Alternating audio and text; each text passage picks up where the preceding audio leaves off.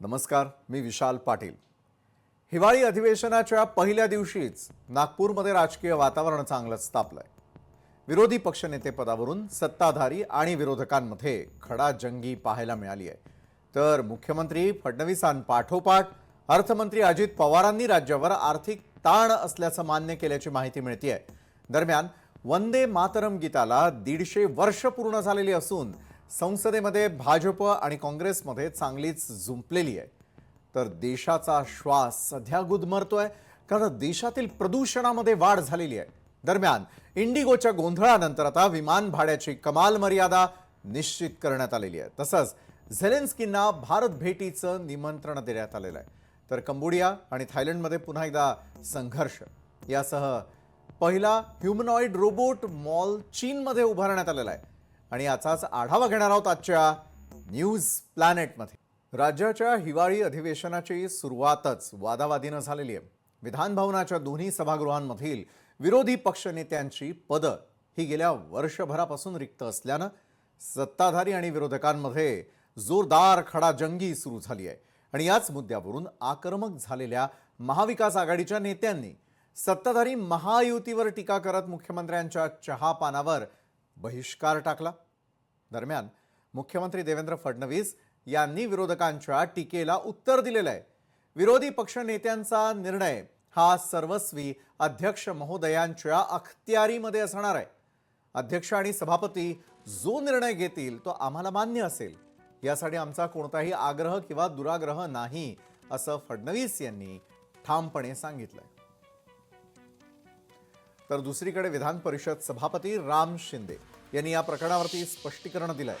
विरोधी पक्षांकडून विरोधी पक्षनेते पदासाठीचा प्रस्ताव सादर झालाय। लोकशाहीमध्ये सत्ताधारी आणि विरोधी पक्ष दोन्ही महत्त्वाचे आहेत आणि त्यावर योग्य वेळी निर्णय घेतला जाईल, असं स्वतः राम शिंदेंनी म्हटलंय। तर आता महायुतीनंतर थोडं महाविकास आघाडीकडे जाणार आहोत आपण, कारण सध्या रिक्त असलेल्या विरोधी पक्षनेते पदासाठी ठाकरेंची शिवसेना आग्रही असल्याचं बोललं जात आहे। आमदार आदित्य ठाकरे यांचं नाव सध्या चर्चेत असून उद्धव ठाकरे स्वतः आदित्य ठाकरेंना हे पद मिळावं यासाठी प्रयत्नशील असल्याची माहिती मिळते आहे।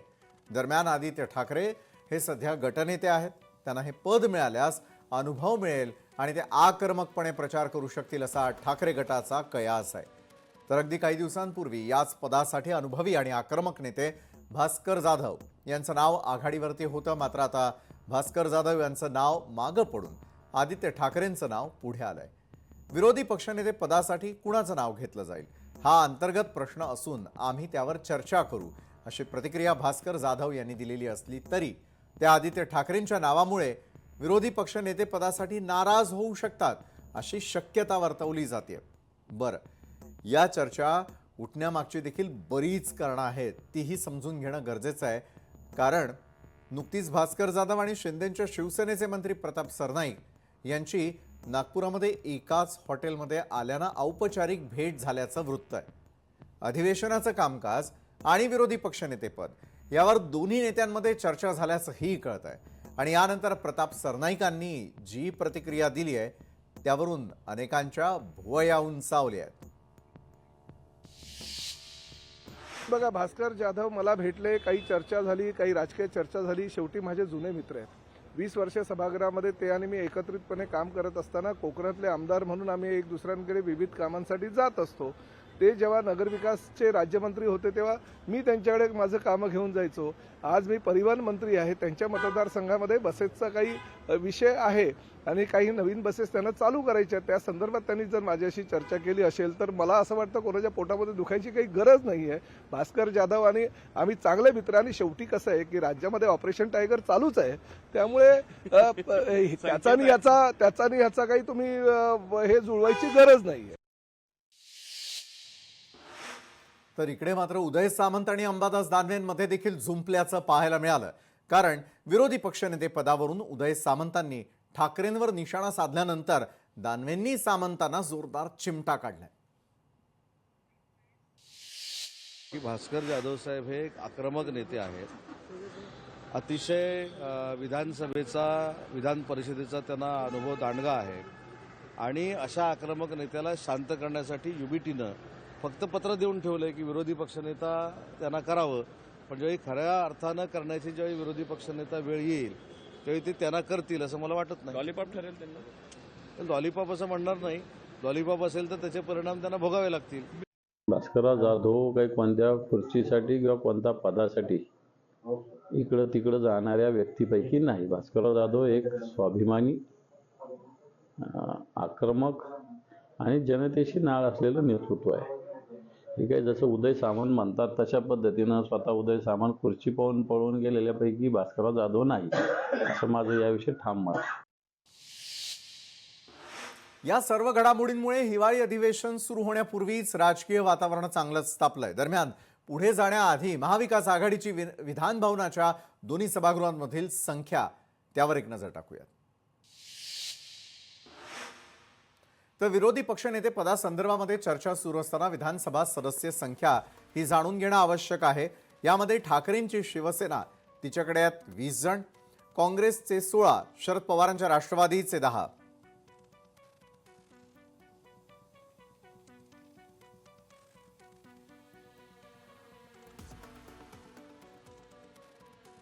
तर काँग्रेस 8, ठाकरेंची शिवसेना 5 आणि शरद पवारांची राष्ट्रवादी 2 अशी विधान परिषदेतील संख्या आहे.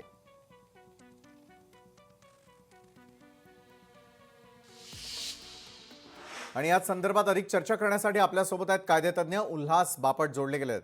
उल्हास बापट सर, आपलं स्वागत. खरं तर न्यूज प्लॅनेटमध्ये हा प्रश्न उपस्थित करावा असं वाटतो, कारण एका बाजूला अधिवेशनाची सुरुवात झालेली आहे. अधिवेशनाला जरी सुरुवात झालेली असली, विधानसभा असेल, विधान परिषद असेल, दोन्ही ठिकाणी विरोधी पक्ष नेताच नसल्या कारणामुळे विरोधी पक्ष नेते पद मिळावं यासाठी चांगलीच रस्सीखेच सुरू झाल्याचं पाहायला मिळत आहे. आणि त्यावरती अनेकांनी दिलेल्या प्रतिक्रिया देखील आपण पाहिल्या. मात्र लोकशाही नेमकं काय सांगते हे आपल्याकडून मला जाणून घ्यायचं आहे. उल्हास बापट सर.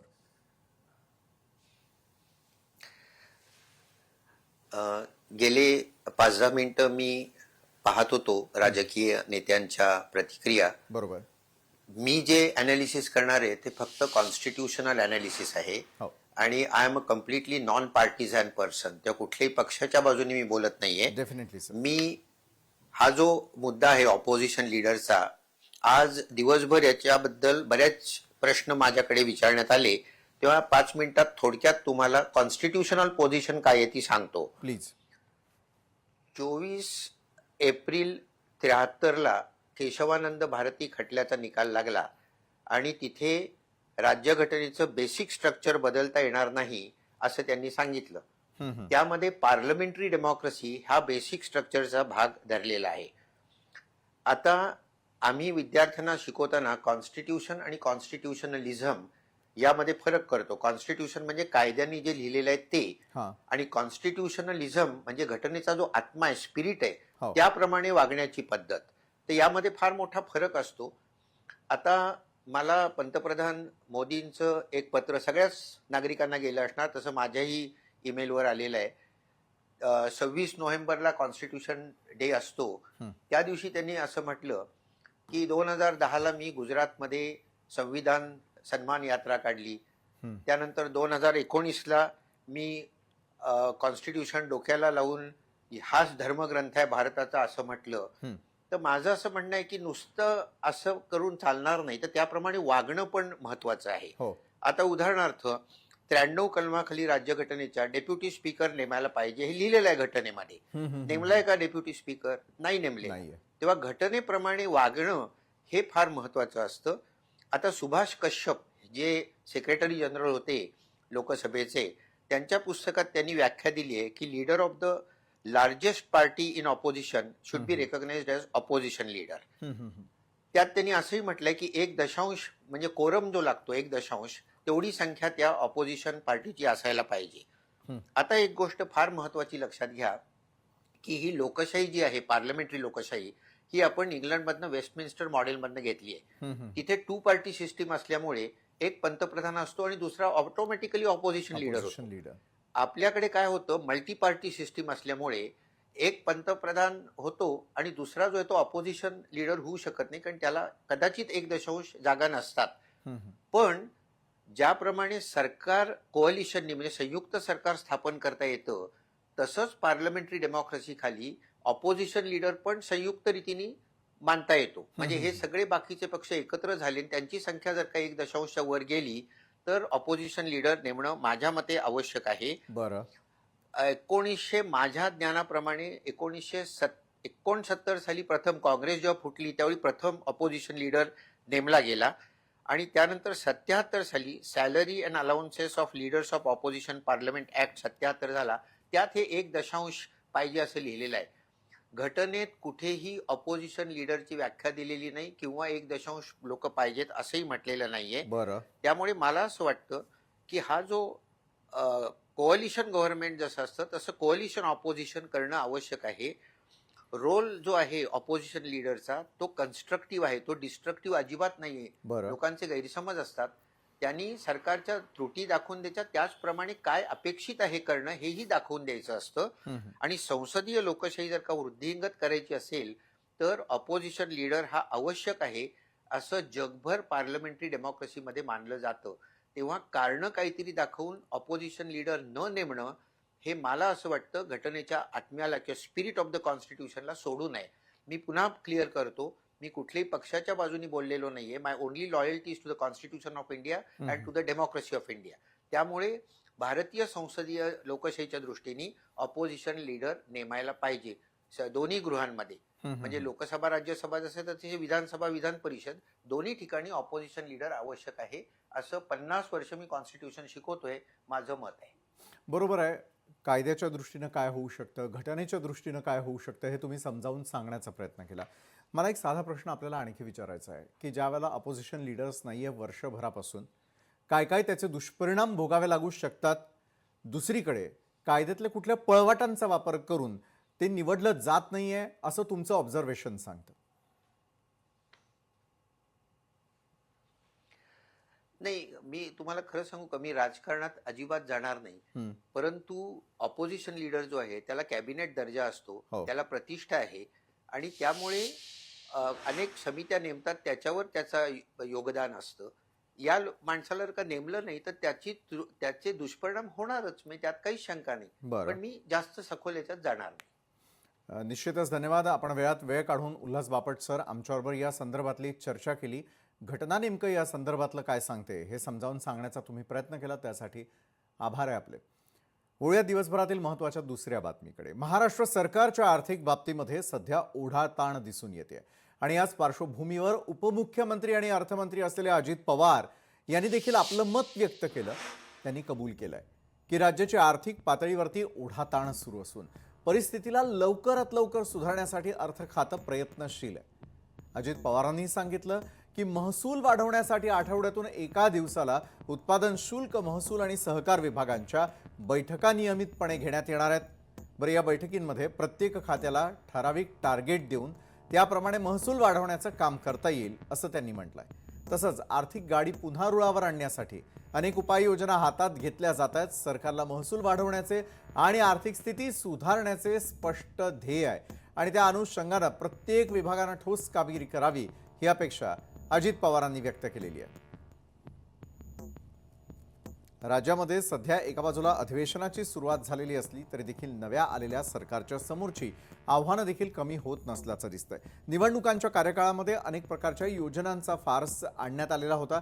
त्या योजना अजूनही सुरू आहेत. एका बाजूला योजनांसाठी पैसे कुठून आणणार असा थेट सवाल हा विरोधी पक्षांकडून उपस्थित केला जातोय. मात्र विरोधी पक्षांच्या या प्रश्नांची उत्तरं न देता थेटपणे ज्यावेळेला राज्याचे अर्थमंत्री स्वतः चिंता व्यक्त करतात, जी ओढाताण राज्याची सध्या आर्थिक परिस्थितीमध्ये होतीये यावरती भाष्य करतात, त्यावेळेला महाराष्ट्रातल्या प्रत्येक व्यक्तीसाठी ही बाब खरोखर अतिशय महत्त्वाची आहे. आणि त्यानंतर मात्र या संदर्भातली उपाययोजना करण्याचा निर्णय देखील अजित पवारांनी घेतला. राज्य सरकारच्या आर्थिक पातळीवर बोलत असताना फडणवीसांपाठोपाठ अर्थमंत्री अजित पवारांनी देखील या आर्थिक ताणाविषयी आपली कबुली दिलेली आहे. लवकरच गाडी रुळावर आणण्यासाठी अर्थ खातं अनेकविध प्रयत्न करणार असल्याचं देखील त्यांनी सांगितलेलं आहे. या प्रयत्नांचाच एक भाग म्हणून अतिशय महत्त्वाचं की महसूल विभाग आणि महसूल विभागाकडून दर आठवड्याला घेतली जाणारी बैठक, त्यानंतर प्रत्येक खात्याला आपलं स्वतःचं एक टार्गेट दिलं जाईल आणि टार्गेट दिल्यानंतर मात्र आर्थिक परिस्थिती सुधारण्यासाठीचे सर्व प्रयत्न आपण योग्य रीतीने पार पाडू अशा प्रकारचा विश्वास देखील अर्थमंत्री अजित पवारांनी बोलून दाखवला. राज्य सरकारच्या आर्थिक पातळीवरती सुरू असलेली ओढाताण ही खरोखर राज्यासाठी चिंतेची बाब आहे आणि या संदर्भात मुख्यमंत्री असतील किंवा राज्याचे उपमुख्यमंत्री असतील त्यांनी दोघांनी देखील चिंता व्यक्त करत असताना यावरती लवकरच उपाययोजना करून आर्थिक स्थिती पुन्हा एकदा सुरळीत करण्याचा चंग बांधल्याचं आज या दोन्ही प्रतिक्रियांवरून पाहायला मिळालं. तर ही आर्थिक पातळी जी आहे ती पुन्हा एकदा व्यवस्थितरित्या करण्यासाठी ओढाताणीतून महाराष्ट्र मुक्त करण्यासाठी काय केलं जाणार, या उपाययोजना नेमक्या खरोखर किती योग्य आहेत या संदर्भातली आपल्याला चर्चा तर करायचीच आहे. मात्र सध्या राज्याच्या तिजोरीवरती ताण किती आहे हे देखील महत्त्वाचं आहे.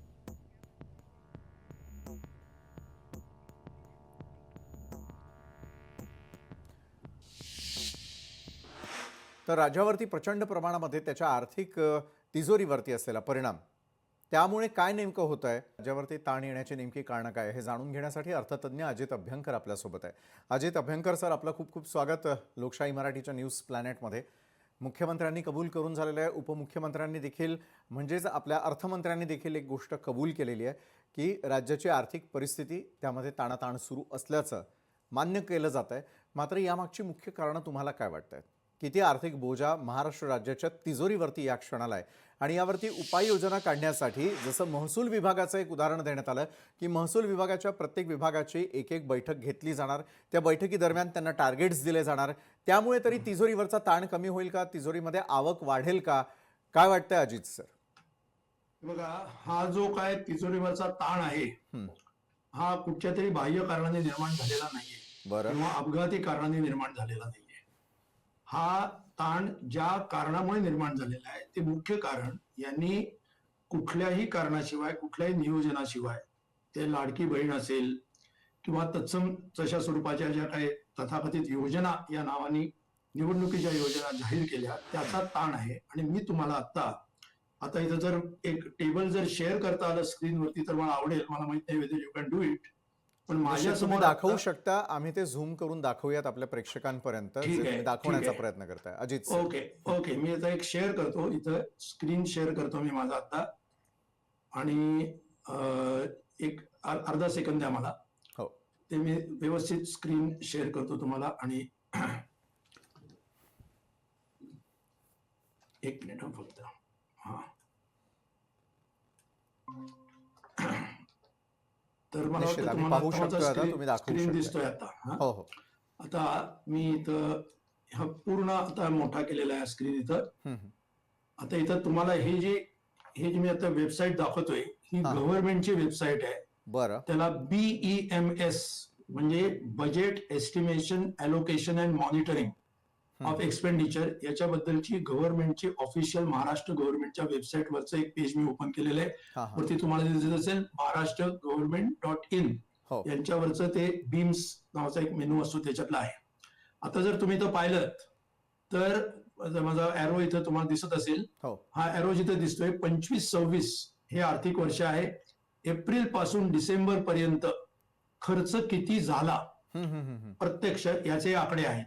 बरोबर. हे डिपार्टमेंटची नाव आहेत. इथं बजेटेड किती आहे ते आहेत, रिलीज किती आहेत हे आहे, त्याचं पर्सेंटेज दिलेलं आहे बजेटचं रिलीजची, ऍक्च्युअली रिसिव्ड त्या डिपार्टमेंटला किती झालेलं आहे, ऍक्च्युअली खर्च किती झालेला आहे आणि ट्रेजरी बंद किती गेलेले आहेत, या सगळ्याची आकडेवारी आहे. प्रत्येक मी टर्म एक्सप्लेन करत आता जास्त वेळ घेणार नाही आपला. आणि सगळ्यात शेवटी percentage of actual expenditure in treasury against the budgeted amount, हे शेवटचा कॉलम इथं तुम्हाला दिसतोय. बरोबर. आता आपण इथं बघूया सगळ्यात शेवटची टोटल बघूया आपण इथे याची.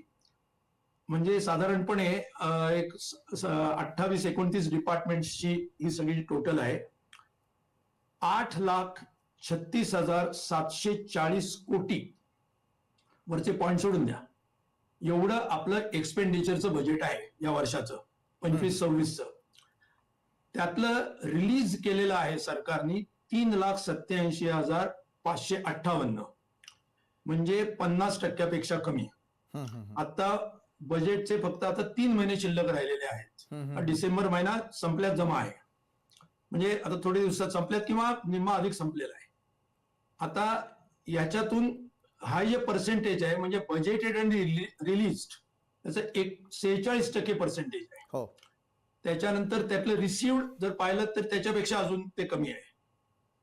बीम्स एक्सपेंडिचर म्हणजे त्यांच्या मॉनिटरिंगच्या पद्धतीनं त्यांनी काय ऑडिटेड ते सोडून द्यायची कॅटेगरी. बर आणि प्रत्यक्ष जे रिलीज झालेले आहेत म्हणजे ट्रेजरी मधनं ते आहेत 3,02,027 कोटी. म्हणजे 8,36,000 पैकी 3,02,000 फक्त ही जे आकडा दिसतोय हा, हे पर्सेंटेज 36% येतं. बर म्हणजे आज आपण साधारण 2/3 कालावधी हा पूर्ण केलेला आहे हम्म. आपल्या आर्थिक वर्षाचा, आणि त्याच्यामधला फक्त 1/3 खर्च हा हे करू शकलेले आहेत. हम्म. आता 1/3 का खर्च करू शकलेले आहेत, त्यातले रिलीज सुद्धा किती केले आहेत हे सुद्धा मी तुम्हाला आकडा सांगितला. म्हणजे फक्त खर्च केले म्हणजे त्या डिपार्टमेंटनी केले नाही तेवढाच फक्त मुद्दा नाहीये, हा हा हे वरनं रिलीज सुद्धा करू शकलेले नाहीये. तर रिलीज केल्याचं जरी पर्सेंटेज काढलं तरी ते सुद्धा 50% पेक्षा कमीच आहे. हम्म. म्हणजे याचा अर्थ असा की सरकारने जो काय बजेटेड एक्सपेंडिचर दाखवलेला आहे हम्म. तो बोगस आहे, तो खरा नाही. त्यांचे उत्पन्नाची साधनं जेवढी आहेत त्याच्यापेक्षा फुगून, बोगस म्हणजे फुगून दाखवलेला आहे. आणि एक प्रकारचे आभास निर्माण केलेला आहे की आम्ही एवढा खर्च करणार आहोत, आणि मग जो काय मत ऐन मत हे आतापर्यंत का खर्च करत नाहीत याचं कारण एक तर त्यांच्याकडे नाहीत. बर मग आता हे वाटेल तशी कर्ज उभी करणार, वाटेल त्या रेटनी त्यांना ते उद्या मार्केट लोन सुद्धा घ्यावे लागतील, मार्केट बॉरोइंग सुद्धा करावं लागेल, म्हणजे ते बरं. हायर इंटरेस्ट रेटने करावं लागेल. म्हणजे उद्या त्याची इंटरेस्ट लायबिलिटी राज्यावरची प्रचंड वाढणार आहे. साहजिक आहे. हा, बरं, आणि आता अजित तुम्ही सर, जर हा मला एक मूळ प्रश्न तुम्हाला हा विचारायचा आहे. तर सर्वसामान्य हा. प्रेक्षकांच्याही मनामध्ये हा प्रश्न आला असेल. BMSच्या वेबसाईटवरती तुम्ही सगळा लेखाजोखा मांडण्याचा प्रयत्न केला. त्यांनी म्हणजे Yes. सरकारनंच दिलेली आकडेवारी आपण खरं तर Yes, यावेळेला टेलिव्हिजन absolutely. स्क्रीनवर दाखवतोय. सर्वाधिक Yes. खर्च कुठे झालेला आहे महाराष्ट्रातल्या तिजोरीतला, कुणावरती हा खर्च झालेला आहे? आता जर तुम्ही पाहिलं हम्म. तर याच्यातला 81% म्हणजे टक्केवारी जरा जास्त सांगतो. हो हो. जर तुम्ही होम डिपार्टमेंट जर पाहिलं हम्म. तर त्यांचं खर्चाचं प्रमाण 48%, त्यांचं जेवढं बजेट केलं होतं त्याच्या तुलनेमध्ये जर पाहिलं बरं. तर.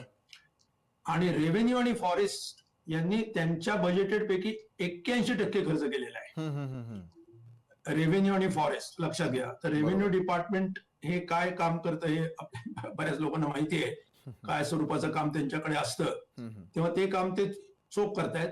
आणि आता तुम्ही हा जर आता विमेन अँड चाइल्ड डेव्हलपमेंट जर पाहिलं हो. तर याला 36,122 कोटी रुपयाचा निधी आहे. विमेन अँड चाइल्ड डेव्हलपमेंट मध्ये अंगणवाडी वगैरे सगळं येतं. त्यांचे अनेक महिन्याचे पगार होत नाहीत. बरोबर आहे. पब्लिक हेल्थ डिपार्टमेंट पाहिलं तर त्यांच्या आशा वर्कर्सचे पगार करत नाहीत. परंतु या विमेन चाइल्ड मध्ये या लाडकी बहीण योजनेखाली या 36,000 पैकी 25,000 कोटी रुपये त्यांनी खर्च केलेले आहेत. 71% पैसे त्यांनी रिलीज केलेले आहेत आणि त्यातले खर्च साधारण 65% झाले आहेत. म्हणजे बरोबर त्या प्रपोर्शन मध्ये झालेले आहेत. म्हणजे या निवडणुकीसाठीच्या ज्या काही योजना आहेत हा हा. त्या योजनांचा खर्च हे अगदी व्यवस्थित चालू आहे त्यांचा.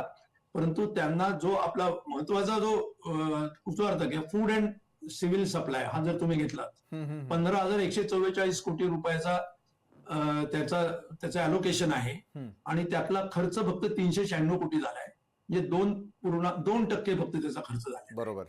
असं तुम्ही आता पब्लिक हेल्थ डिपार्टमेंट जर पाहिलं त्यातलं तर पब्लिक हेल्थ मध्ये बघा 24,729 कोटी रुपयाची तरतूद आहे. 17,408 रिलीज झालेले आहेत. 13,292 म्हणजे त्यांचा 53% खर्च झालेला आहे. म्हणजे साधारणपणे पब्लिक हेल्थ मध्ये जास्त म्हणजे कुठलंच असं तुम्ही म्हणू शकत नाही याने काम व्यवस्थित केलेलं आहे. आणि याच्यामुळे आपल्याला आता तुम्ही पब्लिक वर्क्स डिपार्टमेंट घ्या उदाहरणार्थ. आता हम्म, हम्म, हम्म. 45,500 सगळ्यात जास्त कशावर होतं तुम्ही विचारला तर 1,84,397 नक्की. हे फायनान्स डिपार्टमेंट. आता फायनान्स डिपार्टमेंट मध्ये काय खर्च दाखवतात ते तर मलाही अनभिज्ञ आहे मी. हम्म, हम्म. त्याचा फक्त 19% खर्च झालेला आहे. नक्कीच. आणि हे जर तुम्ही पब्लिक वर्क्स डिपार्टमेंट तर 45,506 कोटी रुपयाचं अलोकेशन आहे.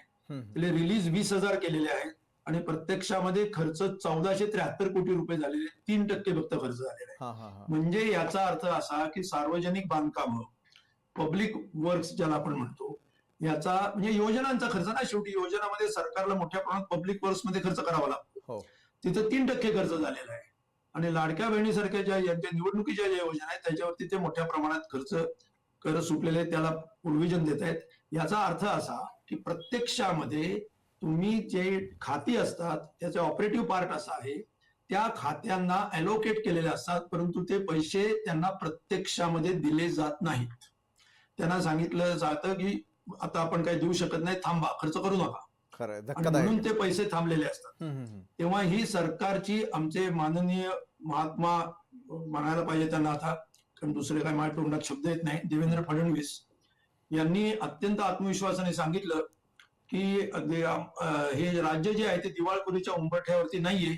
त्यांनी सांगावं की तुम्ही जेवढे बजेट केलेलं आहे त्याच्यापैकी 1/3 जेमतेम तुम्ही खर्च गेल्या 6 महिन्यापेक्षा जास्ती कालावधीमध्ये करू शकताय. हे का करू शकत नाही तुम्ही हा खर्च? बरोबर आहे अजित सर, तुम्ही प्रश्न उपस्थित केलेला आहे. दुसरीकडे एका बाजूला स्वतः मुख्यमंत्री देवेंद्र फडणवीस आणि राज्याचे अर्थमंत्री अजित पवार दोघांनी देखील राज्याच्या तिजोरीबाबत प्रश्न उपस्थित केलेला आहे. त्यांचं देखील तेच म्हणणं आहे आणि आर्थिक ताण असल्याचं ते कबूल करतात. मात्र हा आर्थिक ताण नेमका आपल्या सगळ्यांवरती किती आहे? कारण महाराष्ट्र राज्य चालवण्याची जबाबदारी राज्यातल्या सर्वसामान्य जनतेनं या सरकारला दिलेली आहे. मात्र सरकारचा खर्च नेमका कुठे होतो ते अजित अभ्यंकर सर तुम्ही आम्हाला समजावून सांगितलं. तर राज्यातल्या जनतेलाही ते पटलं असेल की कुठे कुठे आणि किती खर्च होतोय याचा ताळमेळ ते स्वतः देखील या ऑफिशियल वेबसाईटवरती जाऊन पाहू शकतात. धन्यवाद, तुम्ही आमच्यासोबत जोडल्या गेलात आणि या संदर्भात सविस्तर चर्चा केली त्यासाठी. त्यानंतर वळूयात आपण दिवसभरातील तिसऱ्या महत्त्वाच्या बातमीकडे. वंदे मातरम या भारताच्या राष्ट्रीय गीताला 150 वर्ष पूर्ण झाली. मात्र या गीतामागचा रंजक इतिहास तुम्हाला माहिती आहे का? नसेल तर मग मी सांगतो. बंकिमचंद्र चॅटर्जी हे या गीताचे लेखक आहेत आणि 1858 मध्ये इंग्लंडच्या राजवटीमध्ये भारताच्या उपजिल्हाधिकारी पदावर नियुक्त होणारे पहिले भारतीय होते. त्यांनी 1875 मध्ये वंदे मातरम या गीताची रचना केली, जे बंगाली आणि संस्कृत भाषेमध्ये होतं. नंतर त्यांनी हे गीत त्यांच्या प्रसिद्ध मात्र वादग्रस्त असलेल्या आनंदमठ या कथेत जोडलं. या गीतातील प्रतीकं आणि दृश्य बंगालशी संबंधित आहेत आणि यात संयुक्त बंगाल प्रांतातील 7 कोटी लोकसंख्येचा उल्लेख आहे. अरबिंदो घोष यांनी जेव्हा या गीताचा अनुवाद केला तेव्हा त्याला बंगालचे राष्ट्रगीत म्हणून ओळख मिळाली. नंतर 1905 मध्ये बंगालच्या फाळणीविरोधात जनतेनं केलेलं बंड आणि वंदे मातरम हे गीत या लढ्यामध्ये प्रमुख भूमिका बजावताना दिसलं. हिंदू मुस्लिम दोघेही या गीताचा उपयोग करून इंग्रजांवर विरोध करू लागले.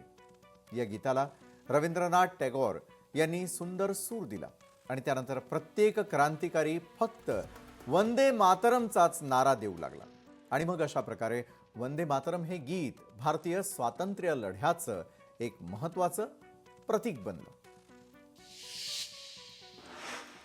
संसदेच्या हिवाळी अधिवेशनातही वंदे मातरमबद्दल चर्चा झाली आणि यावेळी पंतप्रधान मोदींनी जवाहरलाल नेहरूंवर निशाणा साधला. त्यानंतर प्रियंका गांधींनी पंतप्रधान मोदींच्या भाषणाचा संदर्भ देत त्यांना प्रत्युत्तर देखील दिलं. पंतप्रधान मोदी चांगली भाषणं देतात, मात्र त्यांची एक कमजोरी म्हणजे ते तथ्यांमध्ये कमकुवत आहेत, असं प्रियंका गांधींनी बोलून दाखवलं. वंदे मातरम के प्रति मुस्लिम लीग की विरोध की राजनीति तेज होती जा रही थी. मोहम्मद अली जिन्ना ने लखनऊ से 15 अक्टूबर 1937 को वंदे मातरम के विरुद्ध का नारा बुलंद किया. फिर कांग्रेस के तत्कालीन अध्यक्ष जवाहरलाल नेहरू को अपना सिंहासन डोलता दिखा. बजाय कि नेहरू जी मुस्लिम लीग के आधारहीन बयानों को तगड़ा जवाब देते, करारा जवाब देते और वंदे मातरम के प्रति खुद की भी और कांग्रेस पार्टी की भी निष्ठा को प्रकट करते, लेकिन उल्टा हुआ.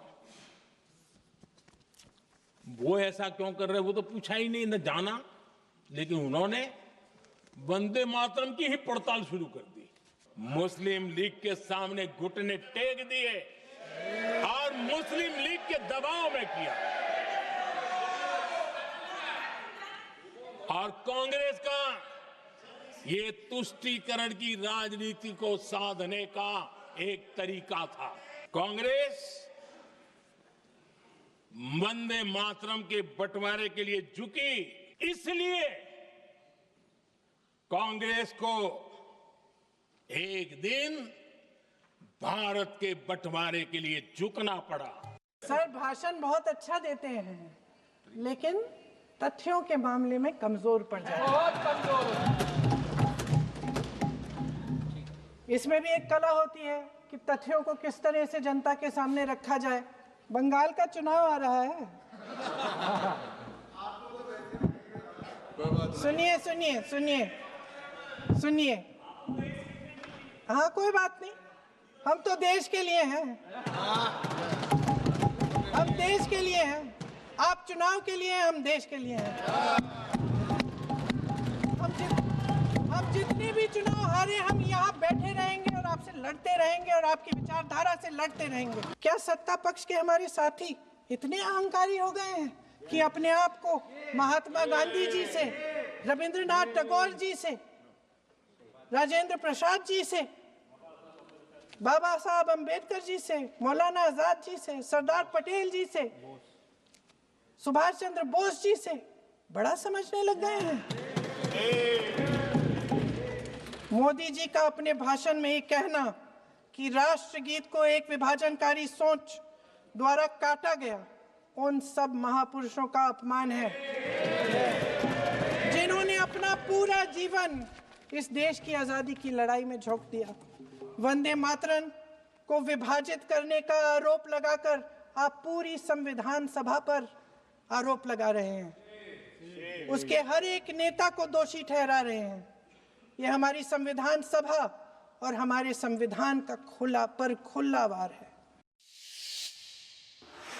मुस्लिम लीगच्या दबावामुळे नेहरूंनी वंदे मातरम गाण्याचे तुकडे केले। या मोदींच्या आरोपांनंतर अनेकांच्या मनात पंडित जवाहरलाल नेहरूंच्या भूमिकेबद्दल प्रश्न उपस्थित होऊ लागले। मात्र 1948 सालचे जे नेहरूंचे पत्र आहेत त्यातून त्यांची भूमिका देखील स्पष्ट होते। तर भारताला स्वातंत्र्य मिळाल्यानंतर राज्य घटनेवर अनेक सुधारणा आणि चर्चा झाल्या आणि त्याचवेळी देशाचं राष्ट्रगीत कोणतं असावं यावर देखील चर्चा सुरू झाली। मुख्यत्वे वंदे मातरम आणि जन गण मन या दोन गाण्यांचे प्रस्ताव होते। अखेरीला 1948 मध्ये जन गण मनला राष्ट्रगीत म्हणून निवडण्यात आलं। पंडित जवाहरलाल नेहरू यांनी याबाबत 2 पत्रांमध्ये आपली स्पष्ट भूमिका मांडली होती, ज्याची माहिती एका इंग्रजी वृत्तपत्रानं दिलेली आहे। पहिलं पत्र नेमकं काय म्हणतं ते देखील पाहूया। पहिलं पत्र होतं 21 मे 1948 रोजी। त्यांनी केंद्रीय मंत्रिमंडळ बैठकीमध्ये जनगण मनला राष्ट्रगीत म्हणून स्वीकारण्याचा प्रस्ताव मांडला। 3 आठवड्यांनी म्हणजे 15 जूनला नेहरूंनी पश्चिम बंगालचे मुख्यमंत्री BC रॉय यांना लिहिलेल्या पत्रामध्ये वंदे मातरमच्या संदर्भात त्यांची भूमिका स्पष्ट केली। नेहरू म्हणाले की काही मुस्लिमांनी वंदे मातरमला विरोध केला असा मुद्दा फारसा महत्त्वाचा नाहीये, मात्र त्यांना असं वाटलं की वंदे मातरम आजच्या काळामध्ये राष्ट्रगीत म्हणून योग्य नाहीये। ते गाणं स्वातंत्र्य लढ्याचा एक हिस्सा आहे, पण राष्ट्रगीत हे भूतकाळातील संघर्षापेक्षा विजय आणि ध्येयपूर्तीशी संबंधित असायला हवं। तसंच त्यांनी सांगितलं की राष्ट्रगीताची चाल म्हणजे संगीताची लय खूप महत्त्वाची आहे आणि वंदे मातरमची लय ही इतर देशांच्या तुलनेमध्ये कमी प्रभावी आहे। भाषेच्या अडचणीही असल्यानं हे गाणं मात्र सर्वत्र समजत नाही असं देखील त्यावेळी म्हणलं गेलं। बरं, 21 जून 1948 रोजी श्यामा प्रसाद मुखर्जी यांना नेहरूंनी लिहिलेल्या दुसऱ्या पत्रामध्ये देखील त्यांनी असंच मत मांडलेलं आहे। वैयक्तिकरित्या नेहरूंना वाटतं की वंदे मातरम राष्ट्रगीत होण्याच्या निकषांवर खऱ्या अर्थानं उरत नाही, कारण त्याची लय ऑर्केस्ट्रा किंवा बँडवर साजेशी नाही। या उलट जन गण मनला भारतात आणि विदेशात उत्तम प्रतिसाद मिळालेला आहे। वंदे मातरम हे स्वातंत्र्य लढ्याचा महत्त्वाचा भाग आहे आणि त्याचा भावनिक जुडाव कायम राहील, मात्र त्याचा राष्ट्रगीत म्हणून निवड होऊ शकत नाही। जन गण मनमध्ये विजय आणि ध्येयपूर्तीची भावना दिसून येते असं त्यामध्ये नमूद करण्यात आलं। मग नेहरूंनी संसदेतही स्पष्ट केलं की राष्ट्रगीताच्या संगीताला देशाच्या सांगीतिक कौशल्याशी जुळणं आवश्यक आहे. पण मग त्यात पाश्चात्य संगीताचा स्पर्श असायला हवा, जेणेकरून ते बँडनं सुद्धा वाजवता येईल. राष्ट्रगीताचं महत्त्व कदाचित देशांतर्गतपेक्षा विदेशात अधिक असतं. त्यांनी घटना समितीला आपण नेमके कोणतं गाणं राष्ट्रगीत म्हणून स्वीकारायचं हे ठरवावं असा सल्ला दिला. अगदी नव्यानं काही गाण्याचा पर्याय असल्यासही तो विचारात घेता येऊ शकतो, असं देखील नेहरू म्हणाले होते. या सर्व मतांमुळे जनगण मनला राष्ट्रगीत मानलं गेलं, तर वंदे मातरमला स्वतंत्रता संग्रामाचं महान गीत म्हणून अजूनही जपलं जातं आणि देशाच्या स्वातंत्र्याच्या आठवणीसाठी ते महत्त्वाचं देखील ठरलेलं आहे. तर एकंदरीतच आज 150 वर्ष पूर्ण झाल्यानंतर या गोष्टी भारतातल्या प्रत्येक व्यक्तीला माहिती असणं अत्यंत आवश्यक आहे. 2025 हे वर्ष जागतिक तंत्रज्ञान क्षेत्रासाठी अत्यंत कठीण ठरलं. जगभरातील बाजारपेठांवर रिस्ट्रक्चरिंग रिसेशनचे गडद सावट पसरलेलं असून लाखो कर्मचाऱ्यांच्या नोकऱ्या धोक्यात आलेल्या आहेत. नोव्हेंबर अखेरपर्यंत संपूर्ण जगभरातील कंपन्यांनी तब्बल 11,70,000हून अधिक कर्मचाऱ्यांच्या कपातीची घोषणा केली असल्याची माहिती देखील मिळते. हा आकडा खूपच धक्कादायक आहे, कारण 2020 मधील महामारीच्या काळातील 22 लाख कपातीनंतरचा हा सर्वात मोठा आकडा ठरलेला आहे. बरं, विशेष म्हणजे 2024च्या तुलनेमध्ये यामध्ये 54% मोठी वाढ नोंदवण्यात आलेली आहे.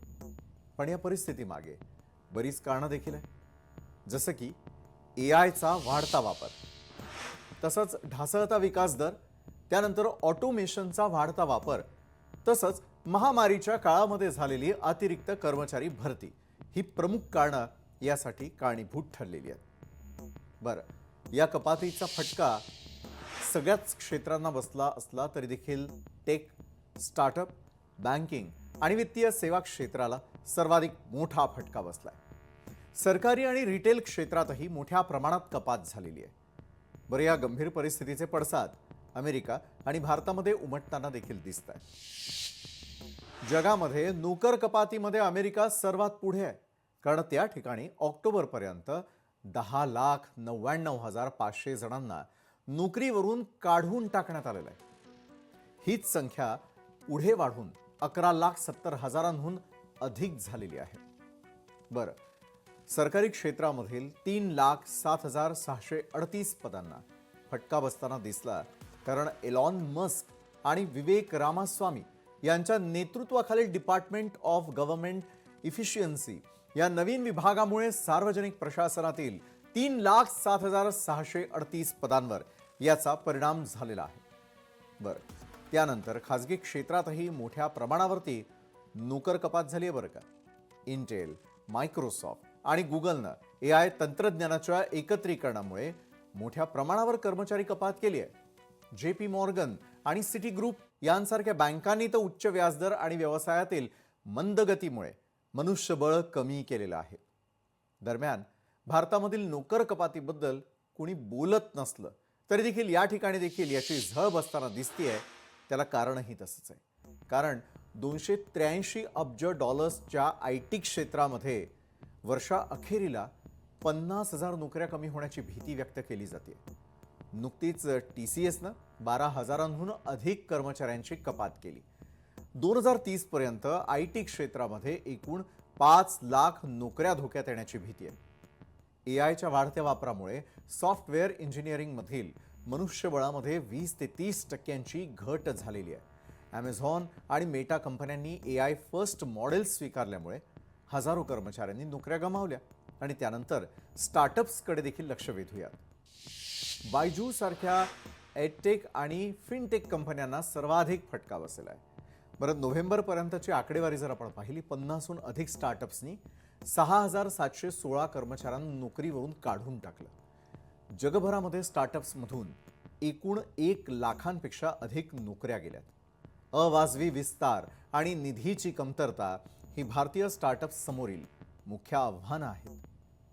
तर बँकिंग आणि वित्त क्षेत्रात त्याचा विचार जर आपण केला तर मोठ्या प्रमाणावरती नोकर कपात झाल्याचं चित्र आहे, कारण HSBC आणि सिटी ग्रुप यांसारख्या जागतिक बँकांच्या कपातीचा परिणाम हा भारतावरती दिसून आला. HDFC आणि ICICI यांसारख्या देशांतर्गत बँकांनी डिजिटायझेशनमुळे बँक ऑफिसमधल्याच 5,000 ते 7,000 पदं कमी केली.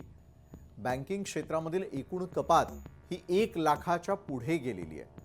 व्याज दरातील चढउतार आणि डिजिटल क्रांती यामुळे बॅक ऑफिसमधील नोकऱ्यांवरती याचा थेट परिणाम दिसून आलेला आहे. सर्वसामान्यांसाठी देखील आणखी एक महत्त्वाचा विषय, कारण पहिला विषय जो होता तो नोकऱ्या, तरुणाई, त्यांना पुढच्या काळामध्ये कुठल्या गोष्टींना फेस करायचं यासाठीचा होता. मात्र तुमच्याकडे नोकरी असो किंवा नसो, मात्र तुम्ही आपल्या देशात राहताय, तुमच्यासाठी ही बातमी महत्त्वाची आहे. दिल्ली, चंदीगड आणि आसपासच्या परिसरामध्ये वायू प्रदूषण वाढत चाललेलं असून गुणवत्तेचा स्तर अत्यंत चिंताजनक पातळीकडे जाताना दिसतोय. NCR commission for air quality मॅनेजमेंटनं या प्रदेशामध्ये ग्रॅप 3 म्हणजे GRAP 3 लागू केलेला आहे. चला पाहूयात की वेगवेगळ्या ठिकाणी वायू गुणवत्ता निर्देशांक नेमका कसा नोंदवला गेलेला आहे. तर वायू गुणवत्ता निर्देशांक काय सांगतोय? देशातली काही प्रमुख शहरं ज्या ठिकाणी श्वास घेणं किती धोकादायक आहे हे सांगण्यासाठी ते पुरेसं आहे. दिल्ली 321, गुरुग्राम 293, भिवानी 283, सीकर 293, गाझियाबाद 322, नोएडा 336. वायू गुणवत्ता निर्देशांक आपण त्या शहरातला त्या गावातला यावेळेला पाहतोय. त्यानंतर ग्रेटर नोएडा 311, अंबाला 224, चंडीगड 198, करनाल 240, कुरुक्षेत्र 193, पानीपत 216, पंचकुला 131, सोनीपत 278, यमुनानगर 197, मेरठ 287, बहादुरगड 289. वायू गुणवत्ता निर्देशांक अक्षरशः धोकादायक आहे आणि त्या ठिकाणच्या नागरिकांना कुठल्या समस्यांना सामोरं जावं लागत असेल ते सांगण्यासाठी वायू गुणवत्ता निर्देशांक हा अतिशय महत्त्वाचा आहे. दरम्यान जिल्हा प्रशासन आणि महानगरपालिका प्रदूषण कमी करण्यासाठी लागू असलेल्या योजनांबाबत गंभीर नाहीये अशी चिन्ह देखील दिसतात. महापालिकेनं प्रदूषण नियंत्रणासाठी आवश्यक असलेल्या अँटी स्मॉग गन अजूनही खरेदी केलेल्या नाहीयेत.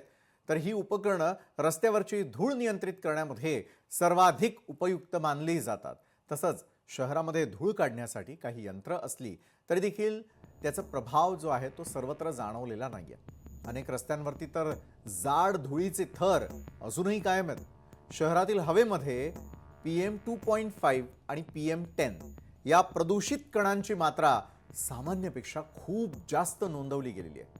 विशेषतः PM 2.5 कण आपल्या शरीरावरती खोलवर जाऊन फुफ्फुसं आणि हृदयावरती गंभीर परिणाम करू शकतात आणि त्यामुळे वृद्ध, मुलं आणि आजारी लोकांसाठी ही प्रदूषित वातावरणामध्ये राहणं, या प्रदूषित वातावरणात राहणं अत्यंत धोकादायक आहे. शहरातील सुरू असलेल्या बांधकामांवरही लक्ष ठेवण्यात आलेलं आहे. महानगरपालिका, HSVP आणि प्रदूषण नियंत्रण मंडळ नियमित सर्वेक्षण करत आहे. जर कोणतीही बेकायदेशीर बांधकामं आढळली तर त्यावर कठोर कारवाई केली जाणार. त्यानंतर आता विमान प्रवास करणाऱ्यांसाठी आणि संपूर्ण देशाला अक्षरशः वेठीला धरणारी बातमी, ते देखील विमान सेवेसंदर्भातली. इंडिगोमध्ये झालेल्या गोंधळानंतर सरकारनं कडक निर्णय घेतला. रद्द तसंच सेवा बाधित झालेल्या विमानांच्या तिकिटांच्या परतफेडीची प्रक्रिया तातडीनं पूर्ण करण्यास मंत्रालयानं एअरलाइन्सना गंभीर सूचना दिल्यात. देशातील सर्वात मोठी विमान सेवा देणारी कंपनी इंडिगोमध्ये मोठ्या प्रमाणात उड्डाण रद्द होण्याची घटनाही घडली आहे. याचा परिणाम म्हणून अनेक मार्गांवर तिकिटांच्या भावात अचानकपणे मोठी वाढ दिसून आली. ही परिस्थिती गंभीर मानून केंद्रीय नागरी विमान वाहतूक मंत्रालयानं तातडीनं हस्तक्षेप केला आणि सरकारनं देशांतर्गत इकॉनॉमी तिकिटांसाठी विमान भाड्यांची कमाल मर्यादा ठरवली, ज्यामुळे विमान कंपन्या या प्रवाशांकडून मनमानी दर घेऊ शकणार नाहीत. विमान भाड्यांच्या कमाल मर्यादेबाबत आता प्रवासाच्या अंतरावर आधारित इकॉनॉमी वर्गाच्या तिकिटांवरच मर्यादा लागू केली गेलेली आहे आणि यामुळे अतिरिक्त शुल्क आकारलं जाण्यापासून रोखलं जाईल. मात्र तत्पूर्वी हे दर नेमके किती असतील ते तुम्हाला जाणून घेणं गरजेचं आहे, कारण विमान प्रवासाच्या वेळेला खिसा हलका करावा लागू नये यासाठी हे दर जाणून घ्या. तर इंडिगोचा गोंधळ आहे, मात्र सरकारनं एक निर्णय घेतलेला आहे. प्रवासाचं अंतर जर 500 किलोमीटर पर्यंत असेल, तिकिटाची किंमत असेल 7,500. 500 ते 1000 किलोमीटर तुम्ही विमानानं प्रवास करणार असाल तर त्यासाठी मोजावे लागतील 12,000. त्यानंतर 1000 ते 1500 किलोमीटर जर अंतर तुम्ही विमानानं प्रवास करणार असाल तर 15,000 रुपये मोजायचे आहेत. आणि 1500 किलोमीटरपेक्षा जास्त अंतर असेल तर 18,000 रुपये तिकिटाची किंमत त्यासाठी विमान कंपन्या आकारू शकतील.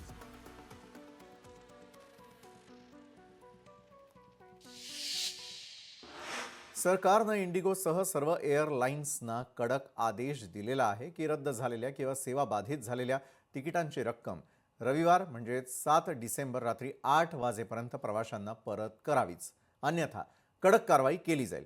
आता तर बराच वेळ गेलेला आहे आणि आज ही 8 तारीख आहे आणि त्या अनुषंगानं या एअरलाइन्सनं सरकारचा आदेश पाळला नसेल त्यांच्यावर कठोर कारवाई होण्याची शक्यता कालच वर्तवली होती. आणि या निर्णयामुळे प्रवाशांच्या हिताचा विचार करत मनमानी दरवाढ टाळण्यास मोठा हातभार लागणार आहे एवढं मात्र निश्चित. आग्नेय आशियाई देश कंबोडिया आणि थायलंडमध्ये पुन्हा एकदा संघर्ष सुरू झालेला आहे. थायलंडनं कंबोडियावरती शस्त्रास्त्र साठवल्याचा आणि भूसुरुंग लावल्याचा आरोप करत त्यांच्यावर हवाई हल्ला केला.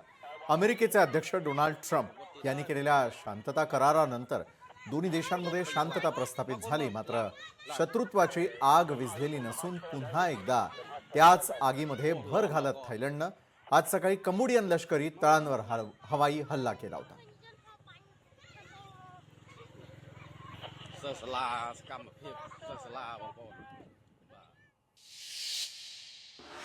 खरं तर हे दोन्ही देश 2 प्राचीन शिवमंदिरांवरून वादात अडकलेले आहेत. ही मंदिरं कंबोडियाच्या सीमेमध्ये आहेत, परंतु दोन्ही देश आजूबाजूच्या जमिनीवरती सार्वभौमत्वाचा दावा करतात आणि त्यामुळेच हा मुद्दा तापलाय. जेव्हा युद्धामध्ये सहभागी असलेल्या देशांचा विचार केला जातो तेव्हा लोकांना त्यांच्या सैन्याबद्दल सर्वात जास्त उत्सुकता असते. शेवटी कुणाचं सैन्य अधिक शक्तिशाली आहे आणि कुणाचं हवाई दल अधिक शक्तिशाली आहे यावर अनेक गोष्टी खरोखर अवलंबून असतात. दोन्ही देशांचं बजेट आणि भूदल पाहायला गेलं तर मात्र 2024 मध्ये कंबोडियाचे संरक्षण बजेट अंदाजे $1.3 अब्ज असण्याचा अंदाज होता. कंबोडियामध्ये अंदाजे 12.4 दशलक्ष सक्रिय सेवा कर्मचारी आहेत. कंबोडियन सैन्य 1993 मध्ये हे माजी कम्युनिस्ट सैन्य आणि 2 बंडखोर गटांमधून तयार करण्यात आलेलं होतं. शिवाय त्यांच्याकडे अंदाजे 200 लष्करी टँक आणि 480 तोफा आहेत.